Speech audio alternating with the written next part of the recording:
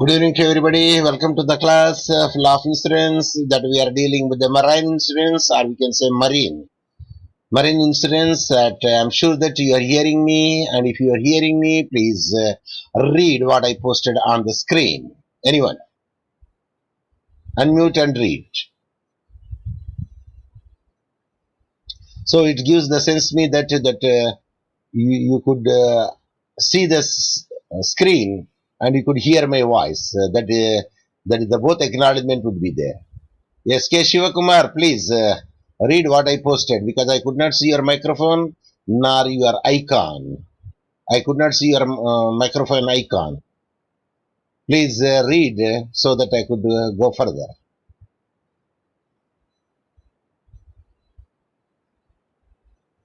I'm sure that whether you are there or not, because I did not get the sign. Anyone can unmute and read what I cited over there, but so that I could move further.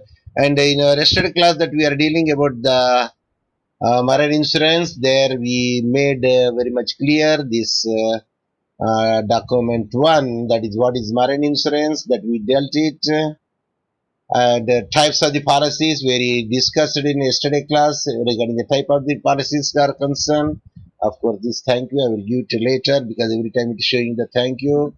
And then we'll made it what is the purpose of the marine insurance, and a contract of marine insurance is a contract whereby the insurer undertake what he undertakes to indemnify the issued in the manner and the extent thereby agreed against marine losses, that is to say, the losses incident to marine adventure, either marine voyage is concerned, fleet is concerned, cargo is concerned, or the hull insurance is concerned. Of course, we are going to deal that soon or later, that point. So, whatever the loss occurred over there for this, either to the ship or to the property or to the person, those who are traveling over there. So, they indemnify it. Of course, death is not indemnified by in the terms of the money, but anyway, that the limited liability would be given over there for the death is concerned. So in Lloyd versus Fleming, that the Blackburns they define the policy of marine insurance as a contract of indemnity against all losses occurring to the subject matter of the policy from certain perils during the adventure. So this is the perils. What would the perils would be there that we will see in the future classes.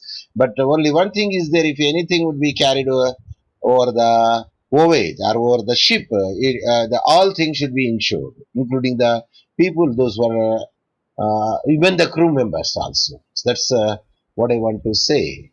Yes, these are the things that we discussed yesterday, but I am making the recap. Meanwhile, the other people will join. So that's why that I giving the recap over there. So yesterday that we dealt with the type of the insurance are concerned, that we say the time policy is the first type of the insurance where it can be come over there.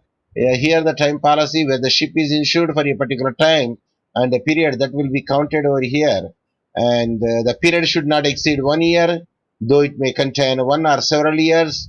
And in depth that we dealt in yesterday class the time policy, and the she that I told you, because the vessel or the ship can be treated as a feminine gender. That's why that we use the word she. She shall be held to be covered by the some policy at pro rata basis. If the time limits go over there, then pro rata basis they can add it. Then the premiums also made in that same manner. Then the she reaches means the ship reaches safely to her port of the destination, provided prompt notice to the effect is given to the insurer. Then insurer that you have to give the notice that in this period that the ship is reached to the destination. So that is regarding the based on time, we can say the time policy. For each one, the policy premiums are different. If the more risk would be there, then the more premium would be there. So that is the usually the phenomena in insurance. So that is the number one is the time policy that we discussed. Then a quick look that we have it, and the next slide, that is the policy, the voyage policy is the voyage where the contract will insure the subject matter and from one place to another place. The policy is called voyage. So one destination to another destination, one place to another place. So like the example which I have cited yesterday also, the Bombay to Goa 6 months and for Bombay to Visakhapatnam 90 days. That is the 3 months period would be given. So that is the voyage policy. In the voyage, if anything goes wrong over there, any untoward incident happened, that will be indemnified by the insurer. So that we discussed also yesterday. Then we will make a look again, the quick look regarding the another slide where the policy is voyage policy. Of course, the same thing which I made it, but the more details we are given over there. The voyage insured must be accurately described in a voyage policy. That is, the local limits of the risk must be specified. That is the voyage policy. Then we'll come to the next slide. That the next policy is concerned. This is the cargo insurance. Cargo means goods carried on a ship. So the cargo insurance policy may be a time policy or voyage policy. Both the things will come. So when the policy of the definite period is known as it is a time policy, or it is for the particular voyage is known as a voyage policy, and there is no time limit. So it may be that mixed or time policy or voyage policy. That is regarding the cargo policy. Then we'll come to the next point is we are saying the freight insurance, freight, F-R-I-G-T, freight means rent here. The freight is the rent or amount paid for the transportation of the cargo. Generally, the ship owner and the person receiving the freight is only one person. The flight could be paid in advance or at the port of the destination. Under the marine law, the freight could be paid only if the cargo reaches the safely at the destination port. Suppose if the cargo is not reached to the destination, then they will have a try to avoid the freight charges. Of course, this also point is there. Then in that event, the freight is lost. Yes, if the goods are not reached to the destination in the proper way. So in order to overcome such a contingency, and the untoward contingency means the thing happened, that thing may not happen depending upon the factors are concerned. The freight is insurable taken. The freight insurance is taken. It is a safe side because the legal complications should not be there.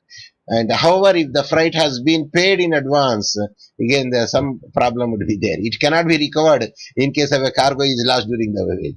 So once it is paid over there, then it cannot be recovered back. Like once the arrow comes out of the bow, it cannot go back in the same way. Once it is paid over there, we cannot get it back. If the goods are lost, also we cannot get it back. The freight charges, the freight amount.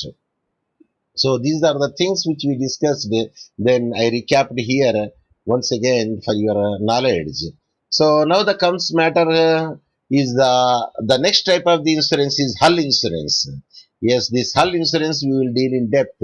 So meanwhile, I would like to ask the Shivakumar, are you hearing me? Please, if you're hearing, then you can say, sir, I am hearing you. So we can go ahead. So that's my point, because I could not see your microphone also here. The icon I could not see. So that's why that I'm asking you. So this again, hull insurance is concerned. Yes, let me see that. Yeah, hull insurance. It is the fifth type of the insurance is called hull insurance. Literally, hull means body or frame of a ship or vessel and its machinery.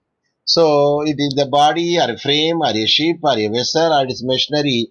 The entire we can say the entire element here you can say, because we should not say it is a vehicle. We should not say it is some other thing, but it is a the total body or frame or ship or vessel, it is the machinery is said to be the hull insurance. Literally means this type of insurance cover the ship and its equipments, either the damage to the ship or its equipments. Any other thing which is attached to the ship, it will be covered in the hull insurance. The hull policies may also cover the risk while the vessel is under construction. Even the vessel is under construction at the time also this hull insurance can be made, and this policy will cover over there because it takes at least 5 to 6 years or 5 to 10 years. It depends upon the size of the ship which they want to construct it. So those are the things will come in the hull insurance. The hull insurance nothing but the body insurance, and to the body, to the machine, to the skeleton, and to the ship, to the vessel, everything will comes under the hull insurance. Yes, next type of the insurance, let us see what is the type is given over here. Yeah. Next is a fleet policy. There is a fleet insurance. So the how the fleet insurance or fleet policy is there. Of course, everything come under the marine insurance, but the policies are different. different names of the policies are there. Just we discussed over there. But if directly we cannot say the cargo insurance and so we can the cargo policy there we can use the word. Sometimes we can interchange it also. Yeah, let you come to the fleet policy here. This policy covers the number of the vessels under a single policy. Suppose if you have the two or three or more than five or six vessels are there, I mean ships are there. At that instant, for each one that you are paying it premium with a high, so that's what they do. They club together. It is four or five or six, seven, 10. They are clubbed together and they will pay the premium. And the premium is less at the time. So the policy covers the number of the vessels under a single policy. Only one policy would be there, and less amount you would have to pay it when you compare it. When you make the total vessels under one policy. So the advantage of this type of the policy is that if each vessel is insured separately, the amount of premium may be much more. So that is the obvious factor because the number of the people will be increased over there in the hotel. Then its profit is more and the cost is less. If the less people would be there, the cost is more and the profit is less. So this is the actually the phenomena in the economics. So if some vessels are in such a condition that those cannot be insured because of their condition, and those are also covered in a fleet policy. So a fleet policy can be made. Suppose you have the 10 vessels with you. At that instance, when the two are useless, I don't say exactly useless, but it cannot be used for a longer purposes and for the more weight purposes. If such a thing would be there, when the 8 want to make it out, so in 8 plus 2, we can include it 10, they can round figure. You can make the one policy regarding the 10 vessels are concerned where the premium is less. Suppose if you make the each one premium, then the premium may be more. And for the other things, which vessel which could not be fit enough to sail, at that instance, the insurance company will not come forward to make it insured. So that is the another point. That's why the people will take the fleet policy where among the good, some of the bad also will be covered over there. Which when you divide it individually, at the time the insurance company will not come forward to insure such a ship which is not that much worth enough to sail on the water. So this is the fleet policy. Then participants, yes, I did not see. Shivakumar, are you hearing me? If you are hearing me, please raise your voice and say that, sir, I am hearing you, I am with you. And now I can saw the only your chart is there. Yes, I could not see your microphone still. But anyway, if you are hearing me, it's well and good. So that is my intention. Yes, coming to the point, the fleet policy. Here I told you the advantage in this type of policy is that if each vessel is insured separately, the amount of premium may be much more. Of course, we discussed clearly if some vessels are in such condition that those can't be insured because of their condition, and those are also covered in the fleet policy because two among eight, if the two are useless, at least eight are useless, two among eight, okay, it's acceptable. So that was the thing which will be there for the marine insurance. Then next slide says named policy. Another is named policy. So what it meant by named policy means name of a ship and a value of ship mentioned by name. So they will specifically mention each and individual the name and the specification of the value of the ship can be made, and that's called the named policy. So seventh is the named policy and the eighth is the valued policy. So in the valued policy, the value of the subject matter. Here subject matter is ship, hence the value of the ship will be taken into consideration. Then the premium will be fixed by the, of course I told you already the actuary, that is an expert who will fix the premium for the life insurance. Actuary, actuary. So that is the word that can be used. They are an expert who can fix the premium for the insurance or the pension. So that is the valued policy. Value of the subject matter will be always kept in the mind because that much value only the loss they will be paid. If the more than that means they cannot pay it because that depends upon the type of the insurance and the riders kept it over there for taking the advantage of other insurance coverage also. That add-on button whether we can say. Yes, annotation required. They said okay. I made it. Then we will come across the other point. Yes, approve. Yes, approve. I can say. Yeah, because we can say like this. named policy here, the classification of marine policy, then we can make it like this: name of the ship and value of the ship mentioned by the name, and value policy. The eighth one is the value policy. In the eighth value policy, value of the subject matter will be taken into consideration, how much the value is there. So depending upon that one, it can be done. So that is the value of the policy is the second one. Yeah, because when I say annotation, it is not going there. Okay, so what should I do? It cannot be minimized.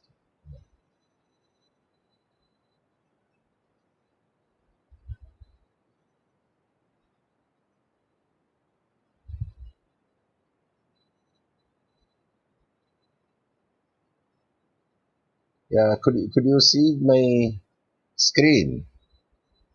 Yes, this is the screen. Yeah, this is over.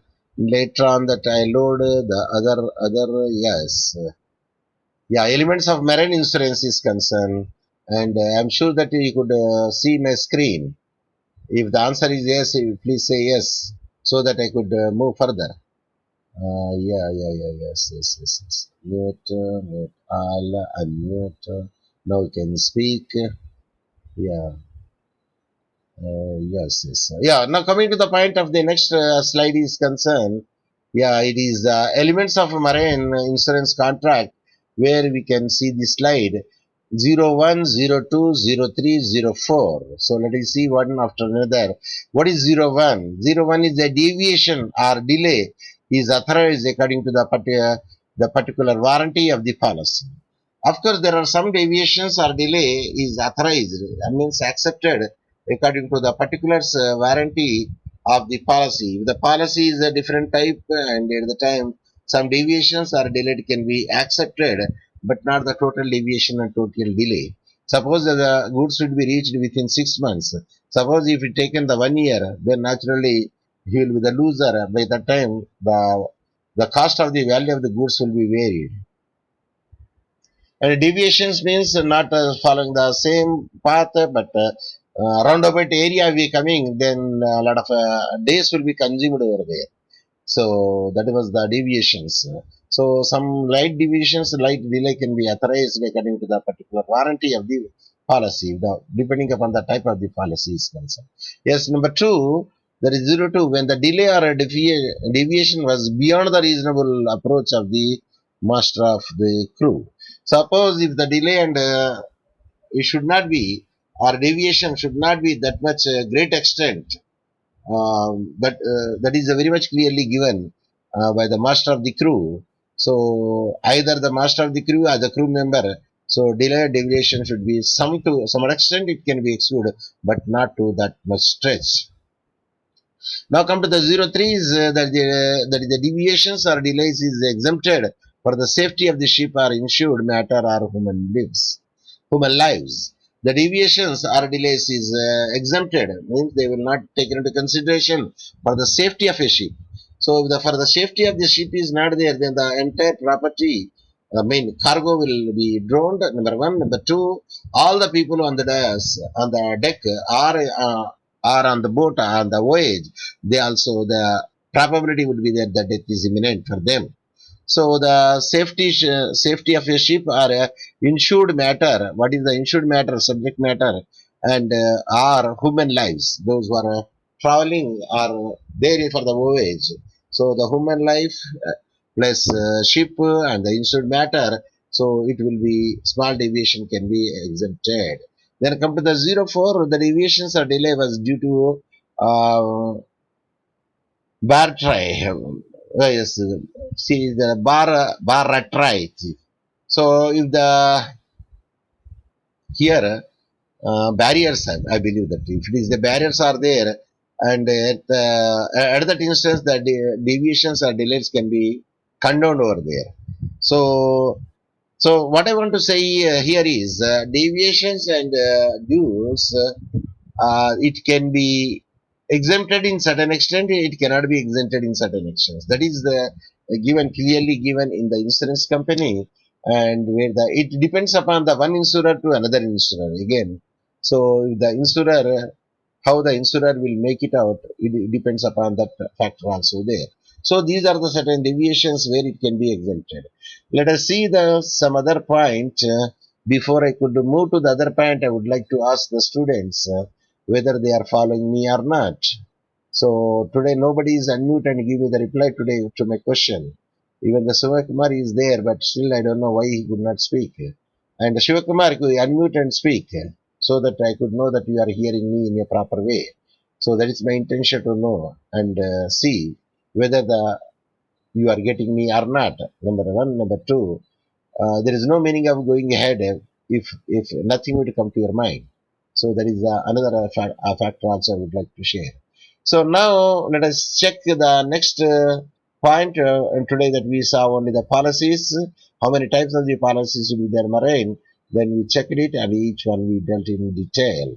So now we'll see what would be the next point.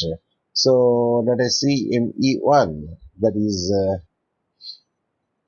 elements of marine insurance contract. What are the elements should be there for the marine insurance contract? When to say that this contract is a valid contract means marine insurance contract. So here again, I told you know that I took the permission of the Dr. Vasimir I Khan for using his animation for giving the lecture to my class. So now the question comes over there for the marine insurance.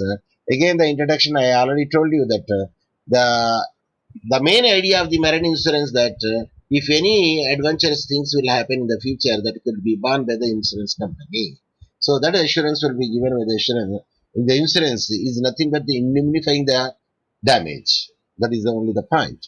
So a contract of marine insurance is a contract, yes, whereby the insurer undertakes to indemnify the indemnify the issued means here the insured in the manner and the extent thereby agreed. So whatever the agrees terms and conditions will be there, or add on also get it over there for the comprehensive insurance especially.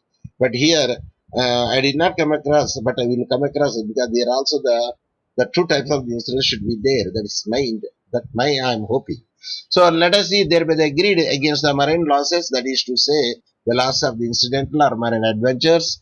And the Lloyd versus Fleming, the Blackburn J, defines the policy of the marine insurance as a contract of indemnity and against all losers, all losses, not losers, all losses occurring to the subject matter of the policy from certain perils or during the adventures. So these are the things which we generally that we will follow it when we want to deal the marine insurance. So now because of this a broad area that which I made it out, and I already discussed the earlier slides which I discussed yesterday class, but I give the bird's eye view in this class also so that the policies of the insurance is covered, and we will come to the next that is the elements of the main elements of the insurance, that is the marine insurance elements. What are the elements should be there to claim the marine insurance that we are going to see in this class. So before I could move further, I believe that you could able to see my screen, isn't or not? Unmute and give me the answer. Anyone? Yes, sir. Yes, Very sir. good, very good. I appreciate, I appreciate. So that is the way of giving the answer. It is a must. Then let us come to the point. Next slide will come, and this is elements of marine insurance contract. What are the things should be present? Generally, number one, features of a general contract.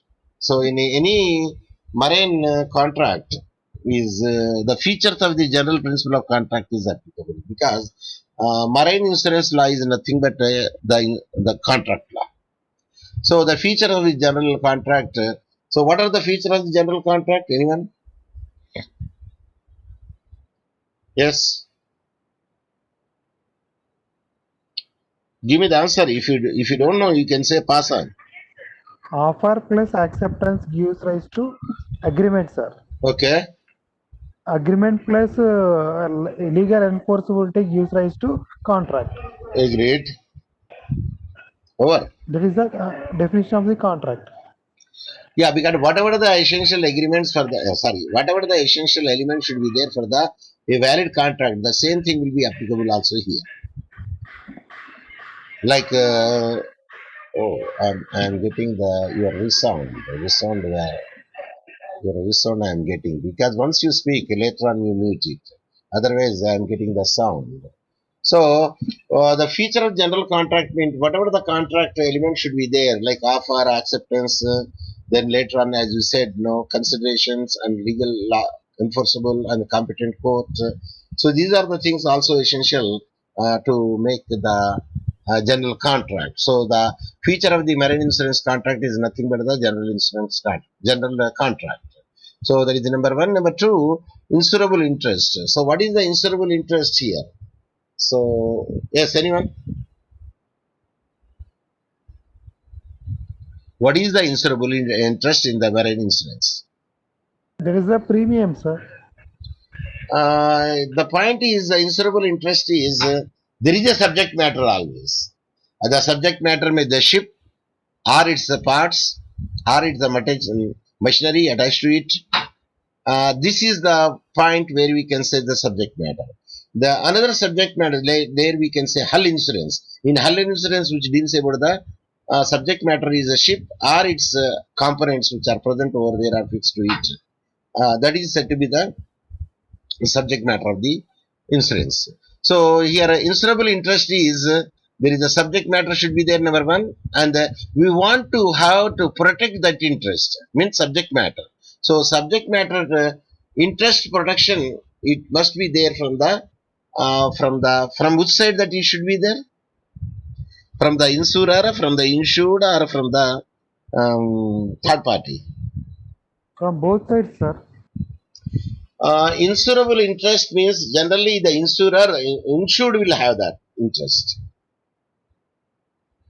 It is the insured will have such an interest to see that these things should be what I say policy should be taken on this aspect.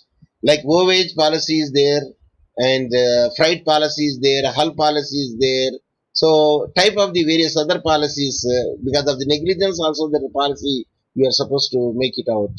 Or if the negligence would be there at the time the insurance company is not liable if it is proved. So insurable interest a person should have and who is said to be the insured. He should have the interest to insure the property. So the insurable interest in marine insurance can be of the following forms. What are the forms of the insurable interest? Excuse me, we can claim it. So in the following way are forms we can find the insurable interest. Number one, according to the ownership. So the owner has the insurable interest up to the full value of the subject matter. So the owner as of different types of the according to the subject matter. Suppose the owners means there are different types according to the subject matter is concerned. So that is the one of the characteristic where we can say insurable interest is in the marine can be following reasons. So now switch on to the next slide. Then what it says. Then it says that is the one I told you feature of the general contract. Yes, that is we did it, and the insurable interest that is we are doing, and we also did it. Then in the one of the point of the insurable interest is according to ownership. The ownership is given. The owner has insurable interest up to the full value of the subject matter. The owner has different types of the according to the subject matter. Then the third point is second point is in case of a ship, the ship owner may or any person who has purchased it on a charter basis can insure the ship or up its full price. Suppose if he has the ship owner or any person who has purchased it on a charter basis can insure the ship up to its full price. So when he purchased for the charter ship for the half of the price, then he will try to make use of it so that the premium would have to be high as the years goes over there. So ship its full price one should have to get it. That is about the point. Then the next point I would like to throw light. Yes, it is coming. That is the insurable interest, and in case of cargo, the cargo already made it out. In case of freight is concerned, suppose the freight is concerned, then how you can calculate the insurable interest? So in case of the freight, yes, the receiver of the freight can insure up to the amount of the freight to be received by him. So insurable interest depend upon the in case of the cargo owner or purchase policy to the full price of the cargo. or if he has paid the freight in advance, he can take the policy for the full price of goods plus amount of freight. And the C point is in case of the freight, then the receivers of the freight can insure up to the amount of freight to be received by him. So it depends upon the amount of the freight. Depending upon that him, it can be judged. So let we go to the next slide so that we could know in detail. Then the point again, the element is utmost good faith. One should have to marry. They have to bring to the notice of each and everyone, and such a hidden, such a fact should not be suppressed. So ships and cargo proposed for insurance may be thousands of miles away. So utmost good faith means they did not see it, but the presumption is that the ship is in good condition, and it is regarding the validity of the ship, means the age of the ship is, if the age of the ship is more, then naturally the premium is more. So that also because the property of it wreckage or collision is a common factor that we can assume it. So the fourth point is the doctrine of indemnity. Yes, it's the doctrine of indemnity is there. For the death there is no indemnity factor because we cannot measure the death in terms of the money. So doctrine of indemnity is there because every time that whatever the losses will occur either to the person, here the person in the sense the ship or to its components or its machinery, then we can also make it out what are the changes effect. A weather changes effect will have the impact on the goods also will be considered. So that also we indemnify it generally. And the next fifth point is doctrine of subrogation. Yes, we read it, doctrine of that the rule of subrogation and rule of contribution. We read it in the last class or earlier classes. We read it. So then subrogation in short, what we want to say is, suppose the insurer has paid the amount to the third party where the third party risk is 100%, but still the insurer paid that amount to the insured, but at the time the insurer will step into the shoe of the insured and see that all the premiums with the interest which is claimed should be returned back. To whom? To insurer. So that is a subrogation, and we studied. Then we'll make it the next point. We can say it is a thank you. Yes, it is a thank you class. So with this, because I would like to take the view of the people, then I can go ahead. Yes. So how far that you understood, and what are the things that you needed? So we covered till now the different types of the policies in the marine insurance, plus elements of the marine insurance. What are the elements are present over there in the marine insurance? So these are the things that we studied since yesterday, from yesterday and today. Yeah, if you allow me, I can go further to another point.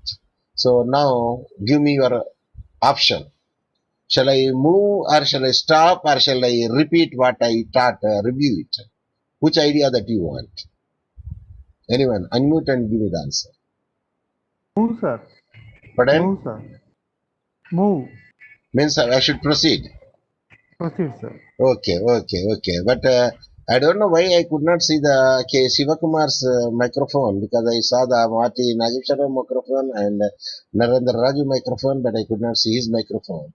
Anyway, there is something wrong would be there. But let us see how best we can help you.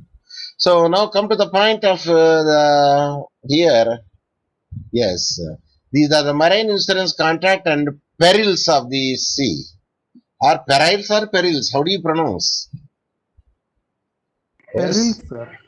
Perils. Yeah, because you say somebody is a perils or perils. Okay, peril. For our understanding, we can say Peril. That way we will pronounce it. So perils of the sea. So what are the perils of the sea that we, in this class we will throw light on it. Then we will stop it. Okay, now we'll see what are the perils of the. Can you tell me what are the perils? General perils. Sir, Yes. there may be voyage, sir. Voyage, cyclone. Yes. There's a turbulent water would be there, and the environmental effect would be there. and at that instance, even the ship may sink unless if you don't lighten the ship in turbulent water, the ship may drown. That is the reason we sometimes we make lighten the ship. We will throw the cargo into the water. So the when it is lightened, it comes to the shore. So that will be the quite good. So the ship will be safe. It will not be sink. That's the point. And moored also.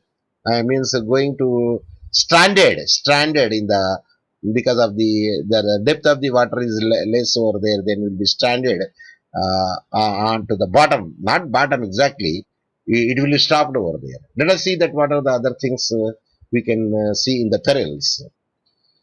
Yeah, because this is because generally this is a common thing because we indemnify because any incidents happened over to the ship or to the person or to the goods, then that should be indemnified by the someone.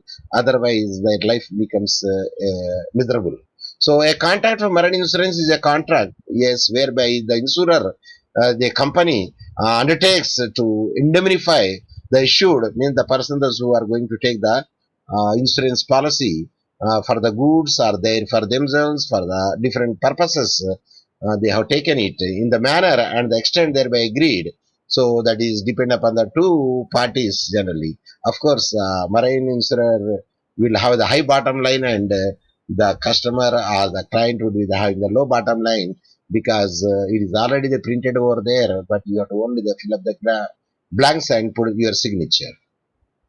So terms and conditions already printed over there. So now you cannot negotiate with the terms and conditions, but you can add something extra by paying some extra to the premium. Yes, agreed. And against the marine losses, whatever the consequential losses is there, that is to say the losses of incidental to marine adventures. So when you are sailing over there, there is something may happen at the time. So insurer will indemnify it. So in let us see the Lloyd versus Fleming, another one of the case law Blackburn judge defines a policy of marine insurance as a contract of indemnity against all losses occurring to the subject matter of the policy from certain perils of during the adventures. So let us see one after another what are the perils are there. Perils, not perils, perils. It is perils. So then we'll move to the next. Yes, the perils of the sea. Number one, Chalmers observes that it is unsafe to attempt or complete definition of expression peril of the sea. So, what is the peril of the sea? Chambers is a charmer, CHALME, a charmer, a person, and who says about that it is unsafe to attempt a complete definition. So we cannot define the perils because the perils are in different nature, but only some of them we can name them, and some of them we cannot also name them what peril it is. So a complete definition of the expression peril of the sea, and secondly, the broadly speaking, the peril of the sea may be defined to cover everything that happens to a ship in course of the voyage by the intermediate act of God without the intervention of the human agency. So there should not be an act of God and without the intervention of the human agency. If such a peril comes over there, which is not controlled in the man's hand, then we can consider it is a peril. Yes, it refers only to the accidents or casualties not attributable to the free will and desire of human beings. So, what it is clearly mentioned here, the accident or casualty not attributable to the free will and desires of the human being. If such a thing will be there, casualty occurs or the accidents occurs there, even that also comes under the perils of the sea. This the thing. Let us shift over to the next slide. Oh yes, let us move the next slide. Then we'll stop it. The perils of the seas goes also in this way because something more added here. Even in the act of God does not include the natural and ordinary action of the winds and waves. Even winds and waves is the perils. Ordinary, then they say ordinary action of the winds and waves are not said to be the perils. Even in the act of the God, it does not include the natural and ordinary action of the winds. So if it is nature of the God, yes, we can say it is a peril which is not in the human control. And then the burden of proving the loss by perils of the sea lies on the insured. So always the insured who wants to get the claim, and it is he who is to prove it. These are the perils which will be covered under this act. Of course, the terms and conditions are very much in the beginning. It will be made it over there by the party. So whenever you are signing such a thing, better you be under the guidance of somebody else. Yeah, the reason for the placing the burden of proof on the ship owner in such a case is that they are likely to have all the relevant information. So the why the burden of proof will be shifted to the owner means naturally it is he who has taken how much the amount would be there and how much stress and he has undergone for construction of a ship, or the efforts will be taken taking the goods from one voyage to another voyage, from one destination to another destinations. So these are the certain perils would be there. There we can come across. Then we'll see the next thing. Yeah, yeah. So next peril is that we'll say perils of the sea is examples of the perils of the sea. Number one, foundering at sea. The foundering means the sense sinking. And if the ship is missing and after a reasonable time no news has been received, the loss may be presumed to be by the profiles of the sea. Not profiles, by the perils of the sea, not the profiles, the perils of the sea. So a ship missing after a reasonable time, no news have been received, a loss may be presumed. How it may be presumed to be by the perils of the sea. So by the perils of the sea, only the loss is happened, we can presume it. So that is about the foundering at sea. That means sinking at the in the sea. So next, second point is example for the perils of the sea, the shipwreck. Yes, destruction of a ship. So how a shipwreck will be there, either voluntarily or involuntarily? The answer is when the collision would be there, because which is beyond your control. At that instance, you cannot do it because that is the wave which will throwing from one place to another place, like like like a kite in in another manner. Okay, so now the shipwreck means destruction of the ship. It is loss caused by the perils of the sea when it happens with the ship striking against the rock. If the rocks are there striken, driven to the shore by the violence of the wind. Yes, if the turbulent winds are there and high tides are there, at that instance, even a ship cannot move fast. Either cannot move also, rather we can say, because it will be pushed away side. I want to ask the people, ticket collector అంటే తెలుసా అండి? Railway ticket collector. Yes, చెప్పాలి, unmute అండి ఇది. Ticket collector ఎక్కడ ఉంటాడండి ఆయన? Sir each compartment తిరుగుతూనే ఉంటారు కదా సార్. అది ఒక వైపు. ఇంకా ప్లాట్ఫామ్ మీద ఎవరు ఉంటారండి? He's also ticket collector sir. వాళ్ళు కూడా చెక్ చేస్తారు. గేట్ మీద ఎవరు ఉంటారండి? He's also ticket collector. వీళ్ళందరూ టికెట్ కలెక్టర్లే, కాకపోతే వాళ్ళు కోచ్ కాడ ఉంటాడు కాబట్టి కోచ్ టికెట్ కలెక్టర్ అవుతాడు అక్కడ, ఎందుకంటే కోచ్ లో ఉంటాడు కాబట్టి. ఇక్కడ ప్లాట్ఫామ్ మీద కూడా తిరుగుతూ ఉంటారు. ఎందుకు? ఎవరైనా ఉంటారు కదా, మనకి ఎవడు పట్టుకుంటారా అని ఉంటారు కదా చాలా మంది, కాబట్టి ప్లాట్ఫామ్ మీద కూడా తిరుగుతూ ఉంటారు కొంతమంది. ఓకే, కాబట్టి వాళ్ళు కూడా టికెట్ కలెక్టర్ అంటారు. అయితే ఒక టికెట్ కలెక్టర్ నడి రోడ్డు మీదకి వచ్చిందండి, నడి రోడ్డు మీదకి వచ్చింది టికెట్ కలెక్టర్. అక్కడ టికెట్ అంటాడు. ఏం టికెట్ కలెక్టర్, మీరు గేట్ కాడ ఉండాలి కదా, మరి మరి రోడ్డు మీదకి వచ్చేసిందంటే ఏం చేయాలా? రష్ తోసుకొచ్చింది కాబట్టి వాడు రోడ్డు మీదకి వచ్చింది అన్నట్టు అర్థం అక్కడ. Did you get my point? Because of the rush, the people pushed that fellow comes on the road. Now he is saying ticket, he is saying, because he is a duty bound person. Are you following me? Yes sir. So now with this I will stop it of today's. Then we are at the sea perils, especially at the examples that we are seeing, the foundering at sea and shipwreck. Then we'll see in the next class what are the other perils should be there. And with this I will stop my lecture. Then we'll see in the right by tomorrow at 5 o'clock. And if you are present, please ask Shivakumar to speak also in the next class because I could not see his microphone, neither he is opened it. And anyway, that let me stop it now. My class. Then we'll see you tomorrow. Thank you very much, Thank you, sir. and have a good day. Thank you. Yes.